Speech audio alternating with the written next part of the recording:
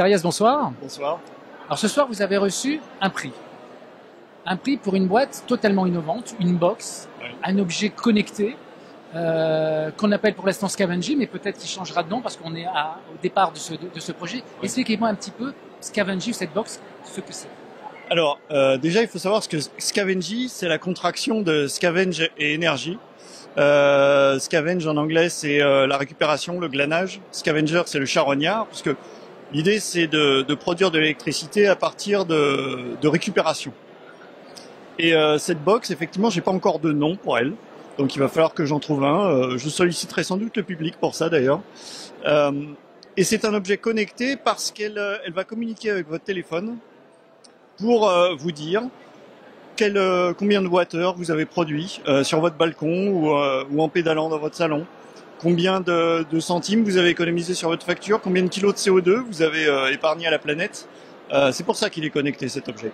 Sinon, c'est un transformateur de puissance, tout ce qu'il y a de plus classique. Donc en fait, si j'ai bien compris, on se connecte. Ouais. Soit à son vélo d'appartement quand on fait du vélo, Ouais. une éolienne, Ouais.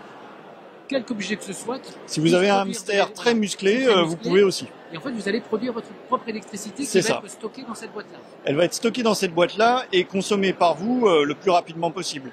En fait, une batterie, ça coûte très cher, ça pèse très lourd, c'est sale.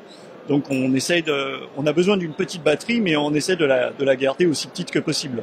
L'idée, c'est de consommer directement avec votre ordinateur, votre téléphone, une lampe, votre chaîne Hi-Fi, le courant que vous avez produit dans les heures qui précèdent. D'accord. Donc là, on est bien dans cette tendance qu'on appelle aujourd'hui un passage dans l'âge du fer, FAIRE. C'est-à-dire qu'on devient absolument. producteur finalement de notre énergie. Absolument. À l'heure actuelle, on peut faire plein de choses soi-même. On peut réparer ces objets, on peut faire pousser des légumes, on peut faire tout un tas de choses. Mais l'énergie, on n'a pas encore le droit. L'énergie, c'est un domaine qui intimide les gens. Alors que bon, il n'y a pas de raison particulière si on respecte les normes de sécurité.